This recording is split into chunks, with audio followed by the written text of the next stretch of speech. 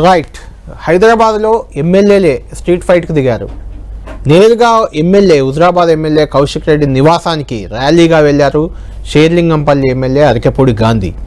నిన్న ఆయన కౌశిక్ రెడ్డి నివాసంపై దాడి చేయడం, ఈరోజు బీఆర్ఎస్ పార్టీ అరికెపూడి గాంధీ నివాసానికి వెళ్తామని ప్రకటించడం, దాంతో నిన్నటి నుంచి కూడా ఈ వాతావరణం కంటిన్యూ అవుతుంది.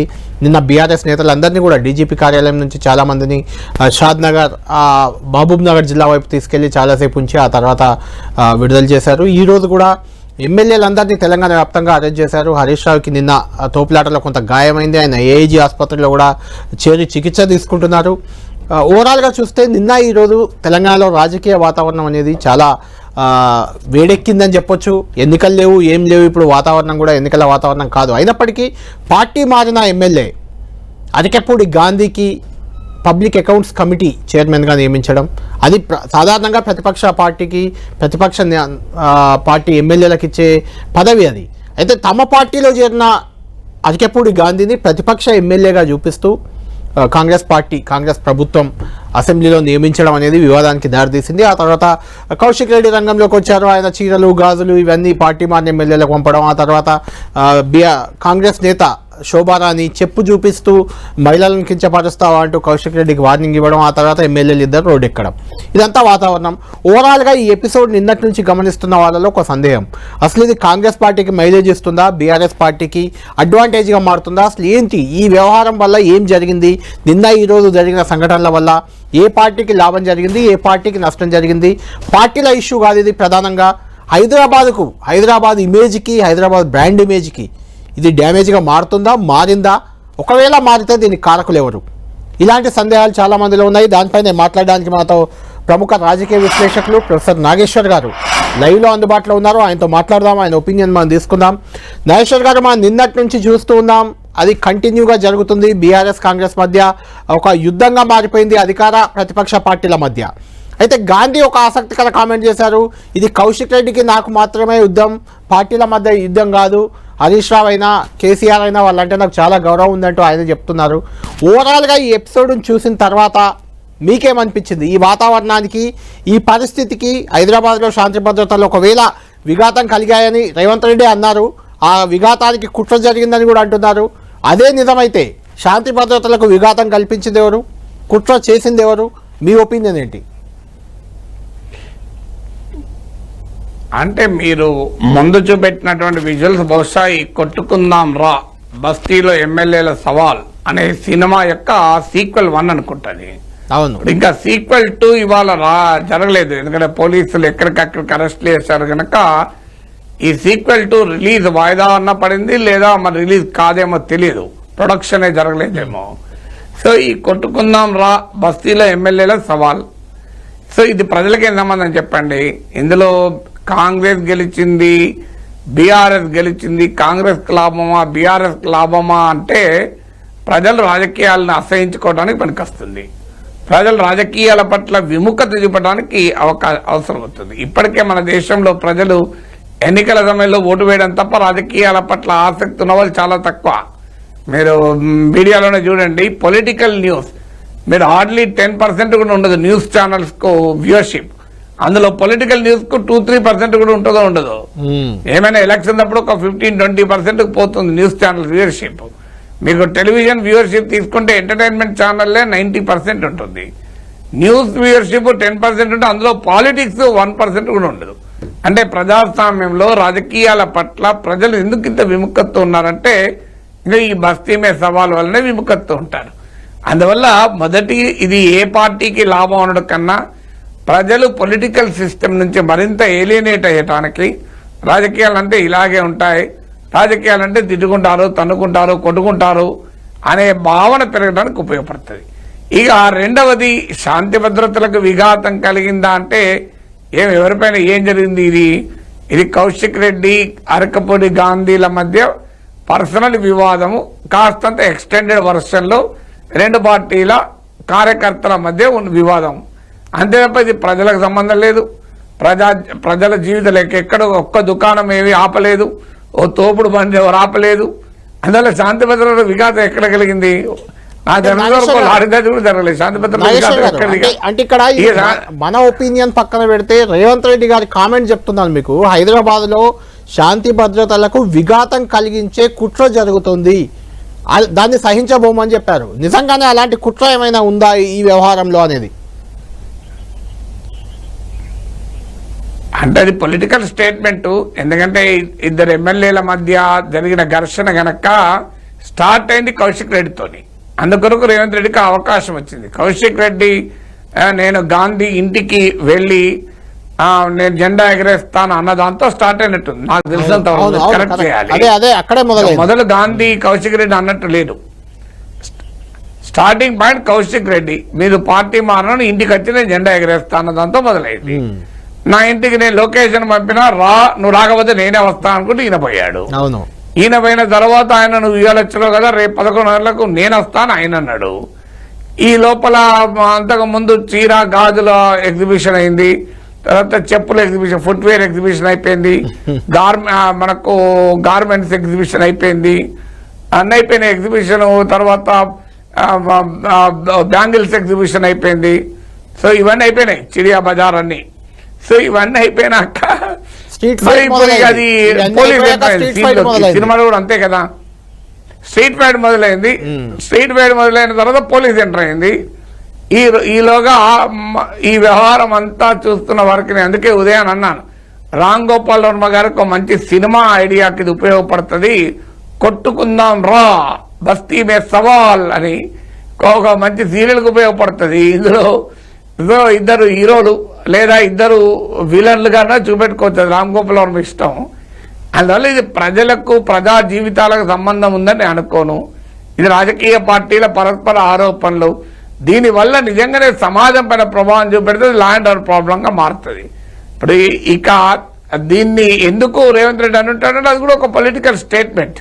ఇప్పుడు బ్రాండ్ హైదరాబాద్ ను ఎవరు కాపాడుతారన్నది ఒక కీలకమైన స్టేట్మెంట్ కదా. అవును. సో అందువల్ల ఇది నా అంచనా, రాజకీయ పార్టీలు ముందుగా ప్లాన్ వేసి కేసీఆర్ ఫామ్ హౌస్ లో దీనికి వ్యూహం పన్ని, రేవంత్ రెడ్డి ఇంట్లో వ్యూహం పన్ని ఇదంతా జరిగిందని నేను అనుకోను.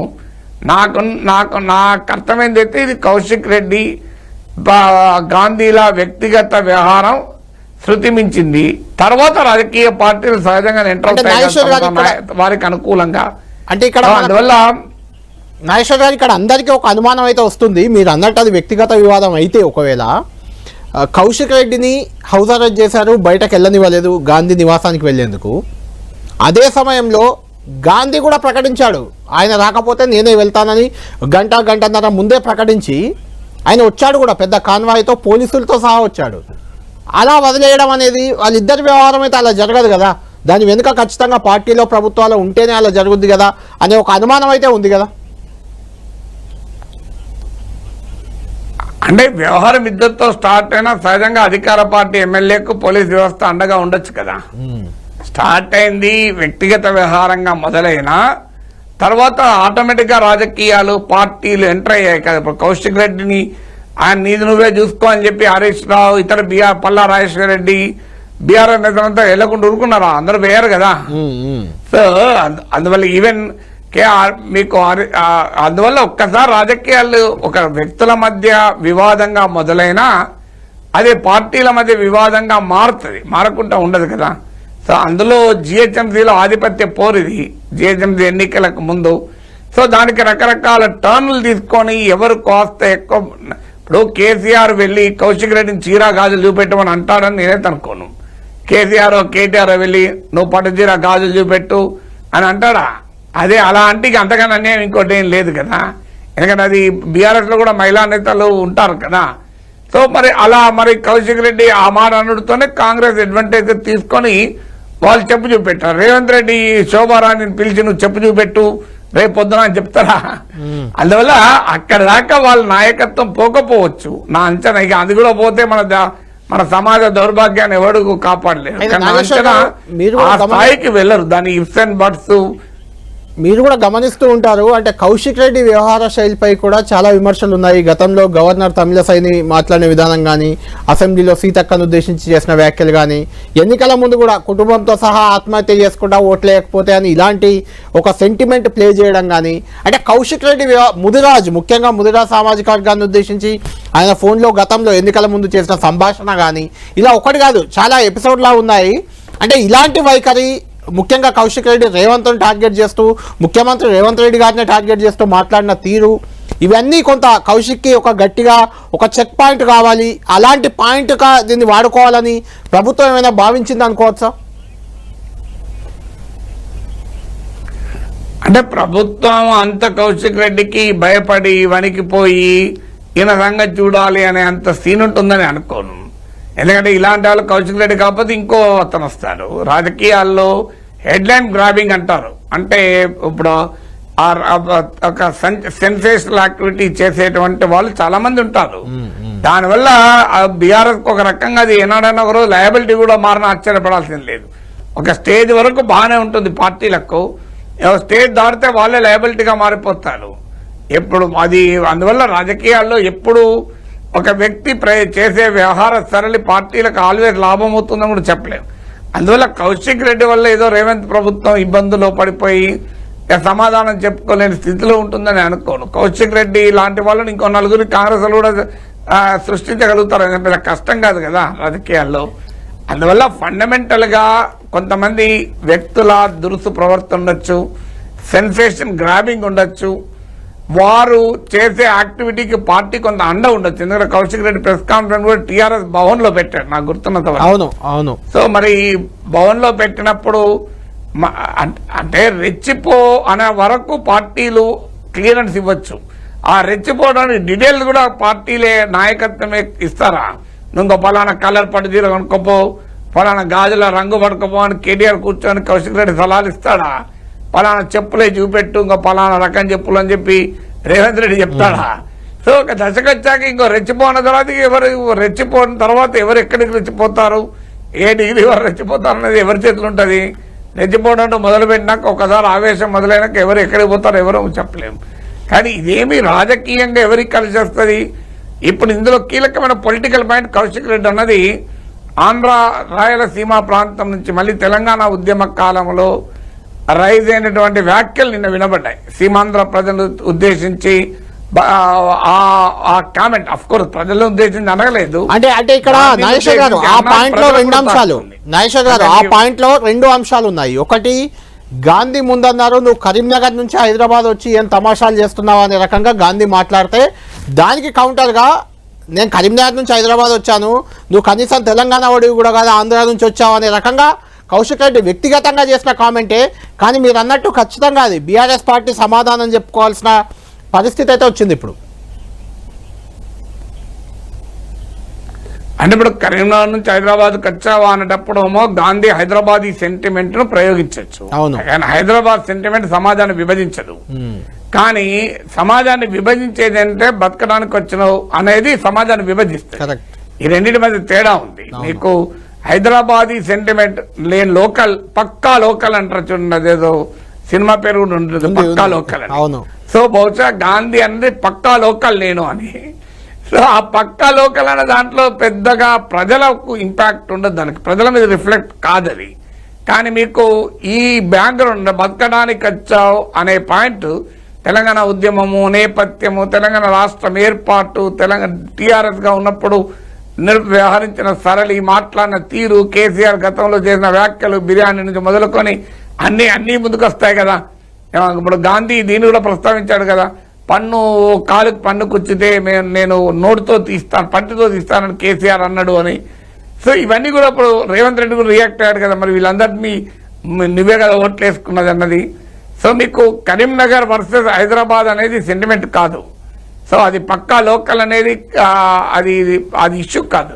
కానీ మీకు ఇది ఇష్యూ అయింది కదా మీకు కంపారిటివ్లీ. అవును. అందువల్ల అది మరి రాజకీయంగా ఎవరి వ్యూహాత్మకమా, ఎందుకంటే ఖచ్చితంగా సీమాంధ్ర ప్రాంతాల నుంచి వచ్చి హైదరాబాద్ లో సెటిల్ అయిన ఓటర్లు పెద్ద సంఖ్యలో టీఆర్ఎస్ కు బీఆర్ఎస్ కు అండగా నిలిచారు. అసెంబ్లీ ఎన్నికల్లో కూడా అది మనం చూసాం. ఆఖరికి రకరకాల ఇప్పుడు కమ్మ జేఏసీ కూడా కాంగ్రెస్కు అనుకూలంగా మాట్లాడినా, చంద్రబాబు నాయుడు రేవంత్ రెడ్డిల మైత్రి ఫ్యాక్టరు అనేది ముందుకొచ్చిన కాంగ్రెస్ పార్టీకి వస్తాయని ఓట్లు అనుకున్నా కూడా రాలే. రియాలిటీలో ఓట్లు బీఆర్ఎస్కే పడ్డాయి కదా అసెంబ్లీ ఎన్నికల్లో కూడా. సో అందువల్ల జిహెచ్ఎంసీ ఎన్నికల్లో కూడా బీఆర్ఎస్కే పడ్డాయి. తెలుగుదేశం 2014లో హైదరాబాద్లో భారీగా గెలుచుకున్న తర్వాత వాళ్ళందరూ బీఆర్ఎస్లో చేరి సీమాంధ్ర ప్రాంతం నుంచి వచ్చిన ఓటర్లు ర్యాలీ అయింది బీఆర్ఎస్ వెనకాలే. కాంగ్రెస్ వెనకాల ర్యాలీ కాలేదు, బీజేపీ వెనకాల కూడా అంత ర్యాలీ కాలే. అందువల్ల ఇప్పుడు మరి ఈ కౌశిక్ రెడ్డి అన్న ఈ వ్యాఖ్యలు బీఆర్ఎస్కు ఏ రకమైన ప్రయోజనం ఇస్తుంది? మరి హైదరాబాద్ వదిలేసి మళ్ళీ తెలంగాణ సెంటిమెంట్ను రగిల్చేటువంటి ప్రయత్నం ఏమైనా చేస్తారా? ఇవన్నీ వ్యక్తులుగా కౌశిక్ రెడ్డి చేసినటువంటి విపరీత వ్యాఖ్యలైతే ఏమీ కాదు. కానీ పార్టీగానే బీఆర్ఎస్ అనుకొని మళ్ళీ తెలంగాణ సెంటిమెంట్ను పండించుదాం అనే ఆలోచన కనుక చేసుంటే అది వేరే కట్టం తీసుకుంది. కానీ ఇప్పుడు జిహెచ్ఎంసీ ఎన్నికలకు ముందు టీఆర్ఎస్ కూడా ఆ పని చేస్తుందని అనుకోను. ఆ స్టేజ్లో టీఆర్ఎస్ ఇప్పుడు చేస్తుందని అనుకో. ఎందుకంటే ముందు జిహెచ్ఎంసీ ఎన్నికలు ఉన్నాయి కదా, ఆ సెంటిమెంట్ అది హైదరాబాద్లో నష్టం కలిగిస్తుంది. ఏమనంటే కాంగ్రెస్కి అడ్వాంటేజ్ కదా, ఒక పెద్ద సెక్షన్ బీఆర్ఎస్ దూరం అయితే కాంగ్రెస్కి ప్రయోజనం కలుగుతుంది కదా. సో అందువల్ల ఆ పని పార్టీ చేయించిందని నా అంచనా అయితే కాదు. అది బహుశా కౌశిక్ రెడ్డి తనను కరీంనగర్ నుంచి వచ్చా అనుడితోనే ఇతను అనుంటాడు. కానీ ఒక దశకు వచ్చే వరకు అది ఏ రకమైన టర్న్ తీసుకుంటుంది అనేది తెలియదు. తక్షణం రాజకీయ పార్టీలు ప్రభుత్వాలు జాగ్రత్త పడాల్సింది ఏంటంటే ఇది అనవసరపు ప్రాంతీయ విద్వేషాలను రెచ్చగొట్టకూడదు. ఏమైందంటే ఇది స్పిల్ ఓవర్ అవుతుంది. నీకు ఒకసారి వ్యక్తుల మధ్య ఘర్షణ, కులాలను ఉపయోగించుకుంటారు, మతాలను ఉపయోగించుకుంటారు, ప్రాంతాలను ఉపయోగించుకుంటారు, ఎవరికి అనుకూలమైందో వాళ్ళు ఉపయోగించుకుంటారు కదా. అయితే జరిగితేనే కులము మతం అనేది వస్తుంది. నాగేశ్వరరావు, ఈ గొడవకు అసలు పునాది మూలం మొదలైంది ఎక్కడ అంటే పబ్లిక్ అకౌంట్స్ కమిటీ నియామకంతో మొదలైంది. పబ్లిక్ అకౌంట్స్ కమిటీ నియామకం అనేది ఇన్ జనరల్గా ప్రతిపక్ష పార్టీకి ఇచ్చేది. అది గాంధీకి ఇచ్చారు. తాము ఆయన పేరే ప్రపోజల్ చేయలేదు అనేది బీఆర్ఎస్ వాదన. ఆయన నేను బీఆర్ఎస్లోనే ఉన్నాను అని ఆయన చెప్తున్నారు. కాంగ్రెస్లో చేరిపోయారు, ట్వీట్లు చేశారు, వేం నరేందర్ రెడ్డిని కలిశాను, కాంగ్రెస్లో చేరానని చేశారు, రేవంత్ రెడ్డిని కలిసి కండువా కప్పుకున్నారు. ఆ తర్వాత అది దేవుడి కండువా తాను బీఆర్ఎస్లో ఉన్నానంటున్నారు. అంటే గాంధీ చేసిన ఈ వ్యాఖ్యలని గాంధీ అసలు బీఆర్ఎస్ఆ కాంగ్రెసా? టెక్నికల్గా బీఆర్ఎస్ అయినప్పటికీ ఆయన కాంగ్రెస్లో ఉన్నారు, ఆయనకు పదవి ఇవ్వడాన్ని తప్పుపట్టారు ఒకటి. రెండోది గాంధీ జనరల్గా కొంత మృదు స్వభావిగానే పేరుంది. ఎప్పుడు ఇలా దుందుడుకు వైఖరితో వెళ్ళిన దాఖలాలు లేవు. అయినా కూడా రెచ్చిపోయి మేము టీవీలో కూడా బయట వేయలేని బయట ఆ బూతులు అలా మాట్లాడారు. అంటే ఇది ఏంటిది? ఇందులో కూడా వ్యూహం ఉందా ఏమైనా? అంటే మీరు అన్నట్లు నిజమే, నాకు కూడా గాంధీ బాగా తెలుసు. సో నాకు అంచనాకు కూడా మీరు అన్నట్లు ఆయన స్వభావం ఏమి అంత ఇప్పుడు నిన్న మనం కొట్టుకుందాం రా అనే సినిమాలో చూసే సన్నివేశం తరహా అయితే కాదు. అఫ్ కోర్స్ నాకు కౌశిక్ రెడ్డి పర్సనల్ గా అంత పరిచయం లేదు, బట్ గాంధీకి మాత్రం ఆ స్వభావం కాదు, అది నిజమే. అది అయితే ఒక దశకు వచ్చినాక మరి ఆవేశాలు వెళ్ళినప్పుడు మనలో ఉన్న అపరిచితుడు కూడా బయటకు వస్తాడు కదా. ఒకసారి మనకు ఒకసారి కోపం అంటూ వచ్చిన తర్వాత మనిషి ఎక్కడికి పోతామో తెలియదు. అంటే ఎంత అపరిచితుడు బయటకు వచ్చినా అది ప్రజా జీవితంలో ఉన్న వాళ్ళు, ప్రజల మధ్య ఉండే వాళ్ళు, ఆ అపరిచితుడిని ప్రజల్లో పెట్టొద్దు కదా. మనకు రాజకీయాల్లో పెడితేనే కదా ప్రజలకు వినోదం దొరికేది, మీడియాలు చర్చించేది. ఇప్పుడు డిగ్నిఫైడ్ గా గనక కౌశిక్ రెడ్డి, అరకపూడి గాంధీ ఎవరిపైన ఎవరు విమర్శలు చేసుకుంటే టీవీలో హెడ్లైన్ వచ్చేది కాదు, పేపర్లో పేజ్ వల్ల వచ్చేది కాదు, మీరు నన్ను డిబేట్కి పిలిచే వాళ్ళే కాదు, డిస్కషన్ అయ్యేదే కాదు. అసలు అరకపూడి గాంధీ, కౌశిక్ రెడ్డి అనే ఎమ్మెల్యేలు ఉన్నారన్న సంగతి తెలియని వాళ్ళకు కూడా తెలిసేదే కాదు కదా. సో ఇప్పుడు హైదరాబాద్ నగరంలో మీరు ఎవరినన్నా సర్వే చేయండి, 100 మందిని, మీకు తెలిసిన ఎమ్మెల్యే ఎవరు అని అడగండి, అరకపూడి గాంధీ అంటారు. మీరు తెలంగాణలో మీకు తెలిసిన ఎమ్మెల్యేల పేర్లు రాయండి అంటే కౌశిక్ రెడ్డి పేరు రాస్తారు జనం. సో ఇద్దరు పాపులర్ ఎమ్మెల్యేలు అయిపోయారు కదా. What ever maybe the reason for popularity, good or bad. రాజకీయాల్లో ఉన్న వాళ్ళు ఏంటంటే good or bad you should be news అనుకుంటారు. సో నీవు బ్యాడ్ పాపులారిటీని భరించగలుగుతారు తప్ప నెగ్లిజెంట్ ఎవరు నెగ్లెక్ట్ చేయడు, ఎవరు పట్టించుకోలేని పరిస్థితి మాత్రం రాజకీయ నాయకులు భరించలేడు. సో అందువల్ల యూ షుడ్ బి ఆల్గరిథం పనిచేయాలి కదా, డెమోక్రటిక్ ఆల్గరిథం. అంటే నువ్వు వార్తలు ఉంటేనే డెమోక్రటిక్ ఆల్గరిథం పనిచేస్తుంది కదా. నాగేశ్వర్ గారు, ఫైనల్ గా అంటే మనకి వాతావరణం చూస్తుంటే ఒక అనుమానం అయితే కలుగుతుంది. షేర్లింగంపల్లి ఎమ్మెల్యే గాంధీ ఆయన బీఆర్ఎస్ నుంచి కాంగ్రెస్ లో చేరారు. ఆయన ఇంటికి ఇప్పుడే దానం నాగేందర్ వెళ్ళి వచ్చారు. అది ఆయన కూడా బీఆర్ఎస్ నుంచి కాంగ్రెస్ లో చేరిన ఎమ్మెల్యే. డాక్టర్ సంజయ్ జగిత్యాల ఆయన కూడా బీఆర్ఎస్ నుంచి కాంగ్రెస్ లో చేరిన ఎమ్మెల్యే. అంటే అలా చేరిన ఎమ్మెల్యేలతోటే బీఆర్ఎస్ ని టార్గెట్ చేపించే వ్యూహం కాంగ్రెస్ అవలంబిస్తుంది అనుకోవచ్చా? అంటే ఉండవచ్చు కూడా, ఎందుకంటే ఇప్పుడు ఆల్రెడీ లీగల్ ఇష్యూ ఇందులో ఒక డైమెన్షన్ ఉంది. ఇప్పుడు ఇది పిఎస్సి చైర్మన్ ఇష్యూ అయితే కేటీఆర్ మాట్లాడతాడు, హరీష్ మాట్లాడతాడు. కౌశిక్ రెడ్డి వీరావేశం ప్రదర్శించాల్సిన అవసరం లేదు. పిఎస్సి చైర్మన్ అంశమే అయితే, ఇది ఫిరాయింపుల అంశమే అయితే ఇందులో ఎవరు తక్కువ లేదు. తిలా పాపం తలా పిడికెడు అన్ని పార్టీలు ఫిరాయింపులు ప్రోత్సహించాయి. అందువల్ల ఇది రాజకీయాల్లో మీకు రేపు ఇంకొక పాసిబిలిటీ కూడా ఉంది. ఉప ఎన్నికల పాసిబిలిటీ కూడా కొట్టిపారేయలేము. ఎందుకంటే ఆల్రెడీ కోర్టు తీర్పు ఉంది, మీరు 4 వారాల్లో ఇవ్వాలి అని. సో అందువల్ల కోర్టు స్పీకర్ నిర్ణయం తీసుకోవాలి. ఇప్పటి వరకు ఇంకా 16 మంది ఎమ్మెల్యేలు రాలేదు. సో 16 మంది ఎమ్మెల్యేలు ఆపడానికి బీఆర్ఎస్ రాజకీయ వ్యూహం ఉండొచ్చు. లేదు, రేపు 10 మంది ఎమ్మెల్యేలు మాకు బీఆర్ఎస్ నాయకత్వానికి మధ్య ఎంత గ్యాప్ పెరిగితే అంత వాళ్ళు కాంగ్రెస్ తో ఉంటారు. రేపు ఉప ఎన్నికలు వస్తాయనే ప్రమాదం ఉన్నదనుకోండి, మళ్ళీ వెనక్కిపోయే ప్రమాదం ఉంటుంది. రోడ్డు మీద కొట్టుకున్నాక అంత సులభంగా వెనక్కిపోరు. అయితే రోడ్డు మీద కొట్టుకున్నాక వెనక్కి పోవచ్చు, పోకూడదని లేదు. అందువల్ల ఈ గ్యాప్ పెరగడానికి కాంగ్రెస్ వ్యూహం ఉండొచ్చు.